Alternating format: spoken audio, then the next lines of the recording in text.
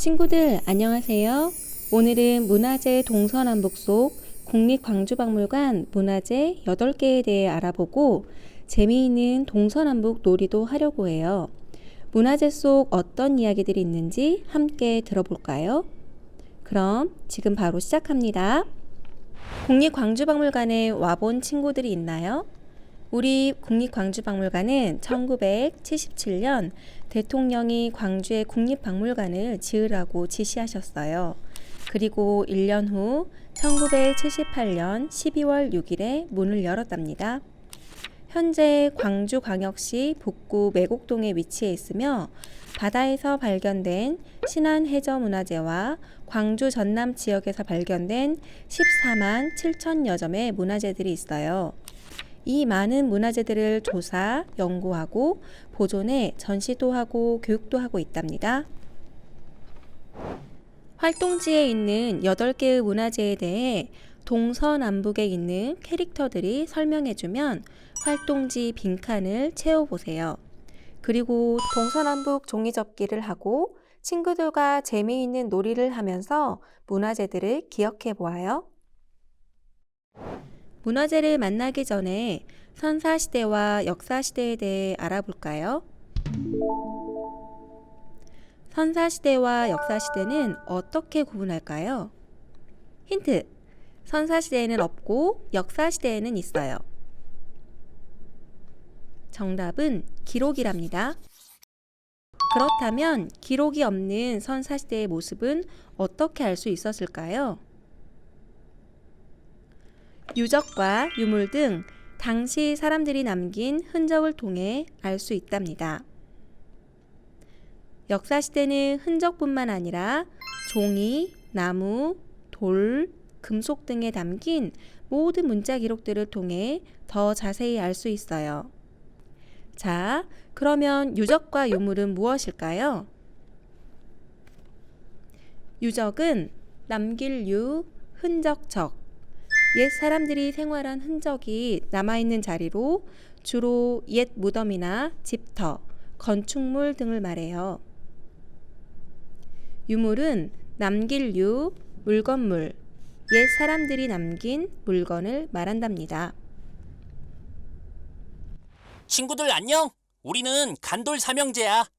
우리는 청동기 시대를 대표하는 석기 중 하나로 돌을 갈아서 만든 칼, 간돌검이란다. 우리와 함께 활동지 동쪽에 있는 문화재에 대해 알아볼까요? 첫 번째 만나볼 문화재는 신석기 시대에 만들어진 토기로 여수 송도에서 발견되었어요. 친구들, 토기에는 어떤 무늬들이 있을까요? 신석기 시대에는 토기에 다양한 무늬를 새기거나 점토띠를 덧붙여 꾸몄어요. 무늬를 새겨 꾸민 이 토기를 무슨 토기라고 할까요? 맞아요. 빗살무늬 토기라고 해요. 하지만 이 토기를 자세히 보면 무늬를 새기지 않고 점토띠를 붙여서 꾸몄답니다. 그래서 이 토기를 덧무늬 토기라고 해요. 또 다른 이름은 땅 위로 솟아오르는 현상과 비슷해 융기문 토기라고 한답니다. 그렇다면 왜 무늬를 새기거나 덧붙였을까요? 토기를 구울 때 갈라지지 않게 하기 위해서랍니다. 이렇게 만든 토기는 어떤 용도로 사용했을까요? 신석기 시대부터 농사를 짓기 시작하면서 수확한 곡식을 보관하고 다양한 방법으로 음식을 조리하고 남은 음식을 저장하기도 했어요. 그런데 우리가 쓰는 그릇들은 모두 바닥이 평평한데 왜 토기 아랫부분을 뾰족하게 만들었을까요? 신석기 시대에는 주로 모래가 많은 강가 주변에 움집을 짓고 구덩이를 파서 토기를 땅에 묻어서 사용했기 때문이랍니다. 자, 그럼 이제 토기가 만들어지는 과정에 대해 알아볼까요? 먼저 재료 흙을 준비하고 반죽을 해요. 그리고 모양을 만들어줘요. 다 만든 토기는 햇빛 아래에 말려야 할까요? 아니면 그늘에 말려야 할까요? 정답은 그늘! 그 이유는 서늘한 그늘에 천천히 말려야 토기가 갈라지지 않기 때문이지요. 마지막으로 토기를 구워요. 이 시대에는 가마가 없었기 때문에 땅에 얕은 구덩이를 파고 불을 지펴서 토기를 구웠답니다. 이러한 가마를 한대가마라고 해요. 두 번째 만나볼 문화재는 청동기 시대의 대표적인 무덤인 고인돌입니다. 고인돌은 한자로 지성묘, 영어로는 돌맨이라고 해요. 국립광주박물관 야외정원에 고인돌 공원도 있답니다. 다양한 고인돌이 전시되어 있어요. 먼저 순천 덕산리 고인돌을 보며 고인돌 구조에 대해 자세히 알아볼까요? 고인돌은 덮개돌과 받침돌, 무덤방으로 이루어져 있어요. 받침돌 위에 올린 거대한 바위 덮개돌과 덮개돌을 받쳐주고 무덤방을 보호하는 받침돌이 있어요. 그리고 아래에는 시신과 부장품이 안치되는 공간인 무덤방이 있답니다. 여기 보이는 순천 덕산리 고인돌은 무슨 종류의 고인돌일까요? 바로 이 고인돌은 남방식 고인돌이랍니다. 이제 고인돌 종류에 대해 알아볼까요? 고인돌은 모양에 따라 크게 세 가지로 분류할 수 있어요. 먼저 고창 도산리 고인돌처럼 생긴 고인돌은 받침돌이 탁자 다리처럼 길쭉해 탁자식 고인돌이라고 해요.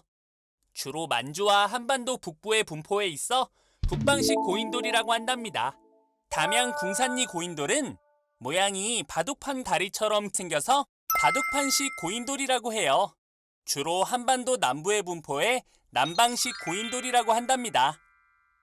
마지막으로 화순 운월리 고인돌은 받침돌이 없고 바로 덮개돌을 얹은 개석식 고인돌이라고 해요. 북방식 고인돌은 무덤방이 지상에 있고 남방식 고인돌은 무덤방이 지하에 있답니다. 무덤방에서 발견된 물건들을 무엇이라 할까요? 무덤방 안에서 발견된 유물들은 껴묵거리 또는 부장품이라고 해요. 제천 황성리 고인돌처럼 고인돌 무덤방에서는 인골이 발견되기도 했답니다. 껴묵거리는 살아있을 때 사용한 물건이나 무덤 주인의 권력과 지위를 다음 생에도 이어가기 바라는 마음을 담아 시신과 함께 묻은 것을 말해요. 대표적인 껴묵거리들은 어떤 것들이 있는지 살펴볼까요? 비파를 닮은 비파형 동검과 돌을 갈아서 만든 간돌검과 돌화살촉, 옥으로 만든 장신구들이 있어요. 또 토기들도 있는데 붉은 간토기나 가지무늬 토기가 주로 발견되었답니다. 친구들 안녕.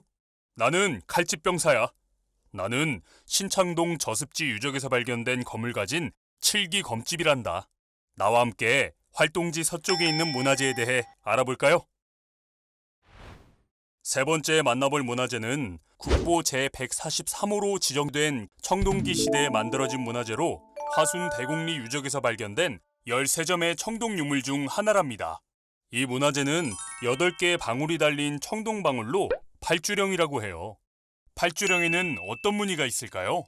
팔주령 속 무늬를 자세히 보면 8개의 방울에는 고사리 무늬가, 가운데에는 햇살 무늬가 새겨져 있어요. 이러한 무늬들을 통해 사냥과 농사가 잘 되길 바라는 마음으로 하늘에 있는 신에게 제사를 지낼 때 사용했답니다. 청동은 주로 누가 사용했을까요? 당시 청동은 만들기가 어렵고 재료가 아주 귀해 주로 지배층들이 사용했으며 목이나 장신구, 제사용 도구를 만들었답니다.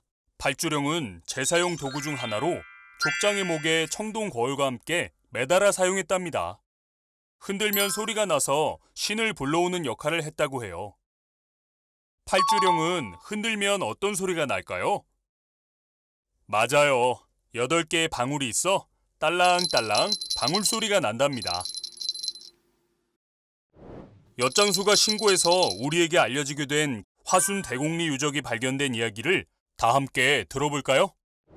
1971년 8월 화순 대곡리 마을에 사는 한 아저씨가 비가 많이 오던 날 집에 물이 가득 차 배수로 작업을 하려고 구덩이를 파기 시작했어요. 뭔가 쨍 하는 소리가 들려 파보니 푸르스름한 세부치들을 발견하였답니다.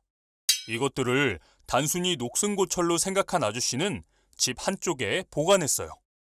얼마 후 철컥철컥 엿장수가 지나가자 이 물건들을 한 움큼의 엿과 바꿔버렸답니다. 수많은 고물들을 봐왔던 엿장수는 고민 끝에 전남도청으로 가서 이 고물들을 신고했어요. 그로부터 4개월 후 청동기 시대 유물로 밝혀진 이 유물들에 대한 화순 대곡리 유적 긴급 수습 조사가 이루어졌어요. 이때 청동기 시대의 무덤을 발견하였답니다. 단순한 고철로 생각한 물건들이 놀랍게도 총 11점의 청동 유물이었던 것이죠. 이 문화재들은 이듬해 1972년 3월 2일 국보 제143호로 지정되었어요. 그 후 37년이 지난 2008년 국립광주박물관에서 화순 대곡리 유적에 대한 재조사를 실시했어요. 오랜 시간이 지나 아저씨의 집은 폐가로 변해버렸지만 발굴 조사를 위해 정리를 하고 목감 및 등 정밀 조사를 진행했답니다. 그 결과 이 무덤은 땅에 구덩이를 파고 나무관을 넣은 뒤 그 위를 돌로 덮고 흙을 씌워 만든 돌무지 무덤이라는 것을 밝혀냈답니다. 적성 목감묘라고 부르죠. 어느덧 조사는 거의 끝나가고 마무리하려던 중 무덤 남쪽 바닥에서 청동검 끝부분이 보였어요. 바로 한국식 동검이었답니다. 무려 2점이 추가로 발견되었어요. 이렇게 37년 만에 이 무덤 속 껴묵거리들이 한자리에 모일 수 있게 되었답니다. 현재 13점이 된 화순 대곡리 유적출토 청동유물은 국립광주박물관에서 소장하고 있어요. 네 번째 만나볼 문화재는 초기 철기 시대에 만들어진 유물로 광주 신창동에서 발견되었어요.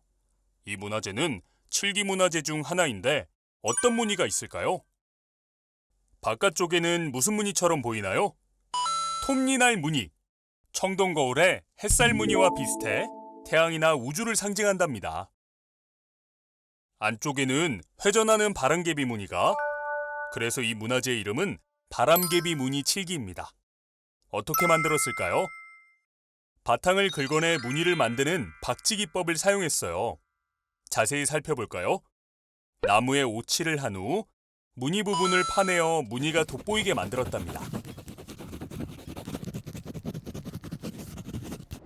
광주 신창동 유적에서는 칠기 문화재를 통해 신창동 사람들의 지혜를 알 수 있어요. 사진 속 칠기 문화재들의 공통점을 찾아볼까요? 대부분 나무로 만들어졌으며 검정색으로 오칠을 한 흔적이 남아있답니다. 오칠은 무엇일까요? 온나무에서 흘러내리는 액을 채취해 정제한 천연 안유를 말해요. 실제로 칠기 제작까지 했음을 알 수 있는 칠이 담긴 토기와 칠주걱도 발견되었어요. 오칠을 한 이유는 무엇일까요? 오칠을 하면 물에도 벌레에도 강해져 잘 썩지 않아 더 오래 쓸 수 있죠. 또 반짝반짝하거나 무늬를 돋보이게 해 장식적인 효과도 있답니다. 친구들 안녕! 나는 똑똑 연적이야. 나는 옛 문인들이 벼루에 먹을 갈 때 사용할 물을 담아뒀던 청자 연적이란다. 나와 함께 활동지 남쪽에 있는 문화재에 대해 알아볼까요? 5번째로 만나볼 문화재는 고려시대에 만들어진 사리장엄구로 광주 남구에서 발견되었어요. 사리장엄구는 무엇일까요? 부처님의 사리를 담아 탑에 넣기 위해 만들어진 그릇과 상자들을 말해요.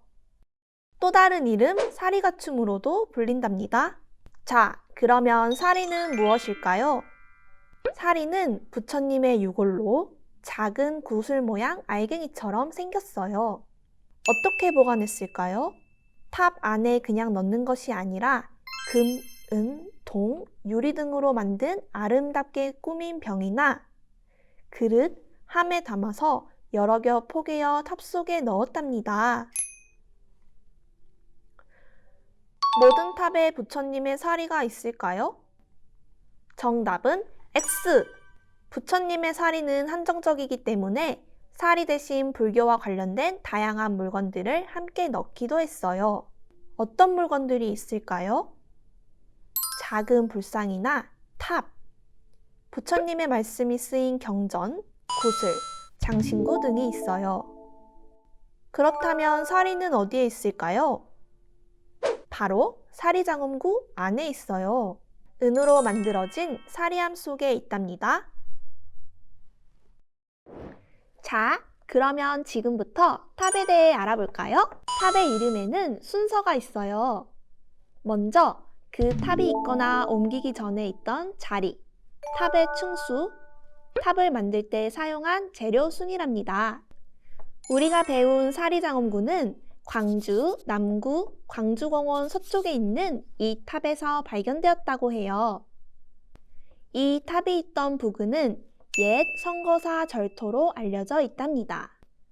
탑 층수 세는 방법은 지붕돌일까요? 몸돌일까요? 정답은 지붕돌입니다. 그렇다면 이 탑은 몇 층일까요? 다 함께 지붕돌을 세어볼까요? 하나, 둘, 셋, 넷, 다섯, 5층이네요. 이 탑에서 발견된 사리장엄군은 어디서 발견되었을까요? 바로 2층 몸돌에서 발견되었어요. 이제 마지막! 이 탑은 무슨 재료로 만들어졌을까요? 바로 돌로 만들어진 석탑이랍니다.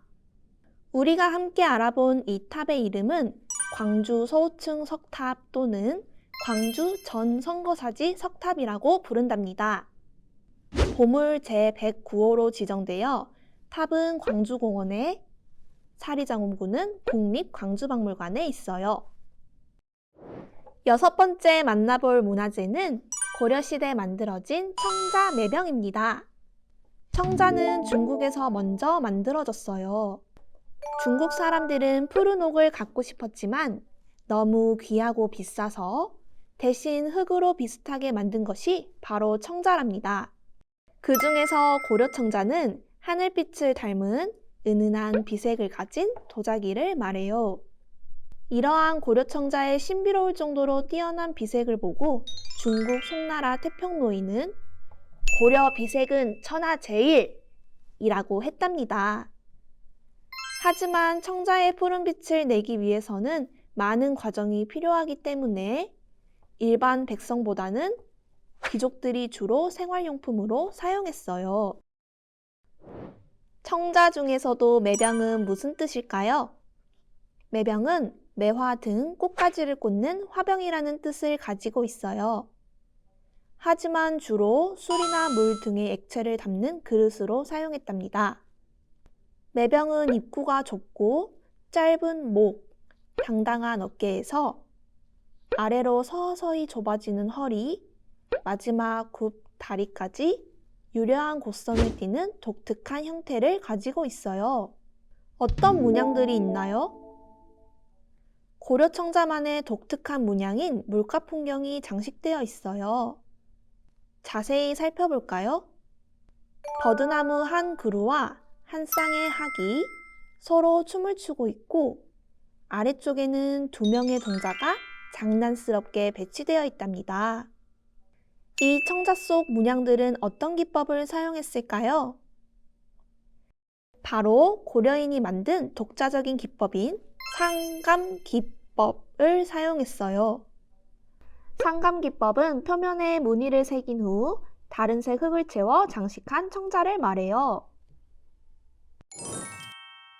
상감청자가 만들어지는 과정에 대해 알아볼까요? 먼저 진흙 속 공기를 빼내기 위해 꾹꾹 밟아 단단히 반죽해요. 물레를 돌리면서 원하는 모양으로 만들어요. 표면에 그림을 그린 후 조각칼로 홈을 파내요. 다른 색 흙을 붓으로 칠해 채워준 다음에 어느 정도 말린 후 다시 긁어내 무늬가 나타나도록 해요. 굽기 전에 그늘에서 말려요. 가마에 도자기를 넣고 800도에서 초벌을 해요. 유약을 발라요. 다시 가마에 도자기를 넣고 1300도 온도에서 재벌을 하면 멋진 상감청자가 완성된답니다. 좋은 재료를 고르고 모양을 만들고 2번 굽기까지의 과정은 오랜 시간이 걸린답니다. 그만큼 만들기 힘들다고 해요. 친구들 안녕? 나는 모란미인이야. 나는 중국에서 온 도자기로 바닷속 신화문화재의 존재를 알려준 청자 꽃병이란다. 나와 함께 활동지 북쪽에 있는 문화재에 대해 알아볼까요? 7번째로 만나볼 문화재는 통일신라 시대에 만들어진 석등으로 광양 중훈산성에서 발견된 쌍사자 석등입니다. 현재 국보 제103호로 지정되어 있어요. 석등은 어떤 용도로 사용했을까요? 절에서 불을 밝힐 때 사용했어요. 구조에 대해 알아볼까요? 간주석에 있는 2마리의 사자가 가슴을 맞대고 연꽃문 상대석을 받치고 있으며 제일 아래는 팔각형의 하대석, 2마리 사자 위에는 불을 켜놓는 화자석과 옥계석, 그 위에는 연꽃 봉오리 모양의 보주가 있답니다. 왜 만들었을까요? 팔각형의 불집에 불을 밝혀 부처님의 진리, 즉 말씀이 널리 퍼져나가기를 바라는 마음으로 만들었답니다. 이 석등은 무슨 동물이 있나요? 맞아요. 2마리의 사자가 있어요. 불교에서 사자는 어떤 의미를 가지고 있을까요? 사자는 부처님의 진리, 즉 불법을 수호하는 수호신이랍니다. 자세히 관찰하면서 2마리 사자의 다른 모습을 찾아볼까요? 어디가 다른가요? 마지막 8번째로 만나볼 문화재는 중국 원나라 시대에 만들어진 목간으로 신안 증도 바닷속에서 발견되었어요. 중국에서 만든 물건이 어떻게 우리나라에서 발견되었는지 궁금하지 않나요? 잠시 후 이야기로 들려줄게요. 목간은 무엇일까요? 문서나 편지 등 글을 적은 나무 조각을 말해요. 어떻게 사용했을까요? 신안선에서 발견된 목간은 물품의 꼬리표로 사용했답니다. 목간을 자세히 살펴볼까요? 위에는 V자 홈이 패여 있어서 끈으로 물품에 묶어 고정했어요. 아래가 뾰족한 목간은 물품에 꽂아 사용했답니다. 또한 목간에는 글자가 적혀 있어 신안선의 수수께끼를 풀어줬다고 해요. 어떤 내용이 적혀 있을까요? 목간에 적힌 글자를 통해 다양한 이야기를 알 수 있어요. 먼저 신안선의 출발지와 목적지에 대해 알 수 있어요. 여기 적힌 지치3 1323년을 말해요. 그리고 도호쿠사와 하코자키는 당시 일본에 있던 사찰과 지명이랍니다. 이를 통해 신안선은 1323년 중국에서 출발해 일본으로 가려던 무역선이었음을 알 수 있어요. 또한 다른 목간에는 수령인의 이름과 주소, 물품의 내역과 수량이 적혀 있었다고 해요. 현재 택배, 송장과 같은 역할을 했답니다. 마지막으로 신안선 이야기를 들어볼까요? 1323년 여름, 중국 경운항에서 엄청난 수량의 무역품을 실은 무역선이 도착지인 일본 하카타항을 향해 출발했어요. 하지만 이 무역선은 목적지를 향해 가던 중 폭풍우를 만나 신안 앞바다에서 침몰하고 말았답니다. 700년 후 1975년 여름, 전남 신안군 증도에 사는 한 어부의 그물에 청자꽃병과 접시 6점이 걸려 올라왔어요. 그 후 1976년부터 1984년까지 9년 동안 11차례 수중 발굴을 진행했지요. 그 결과 바닷속에서 선체 조각을 포함해 2만 4천여 점의 문화재를 발견할 수 있었답니다. 그리고 이 무역선은 신안선이라고 불리고 있답니다. 지금부터 동서남북 종이접기를 시작해볼까요? 고고! 동서남북 종이 오른쪽 절취선을 접었다 편 후 예쁘게 뜯어주세요.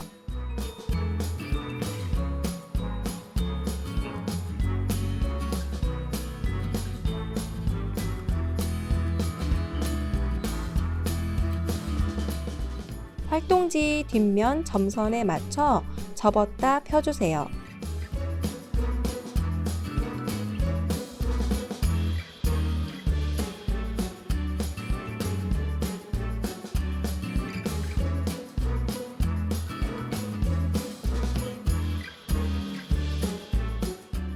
가운데 점을 향해 활동지 앞면이 보이도록 4면 모두 접어주세요.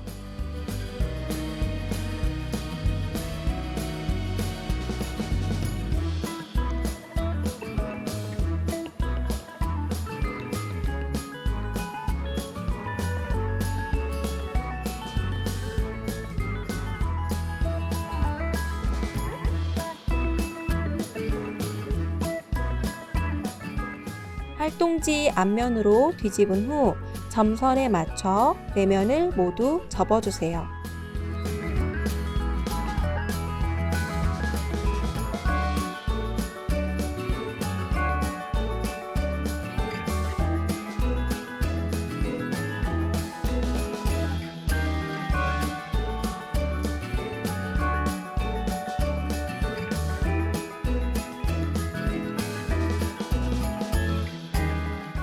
다 접은 후에는 더하기 방향으로 접었다 펴주세요.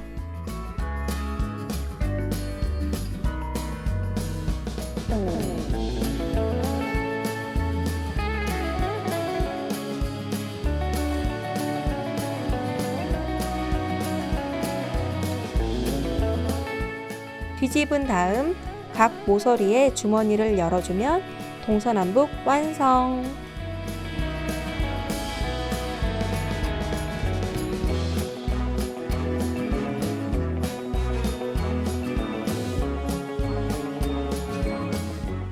양손 엄지와 검지를 끼워서 상하 좌우로 움직이며 동서남북 놀이를 해보아요. 먼저 원하는 방향과 숫자를 외쳐요. 숫자만큼 오므렸다 펴고 해당 공간 질문에 답하며 문화재와 친해져요. 오늘 활동 재미있었나요? 그럼 안녕!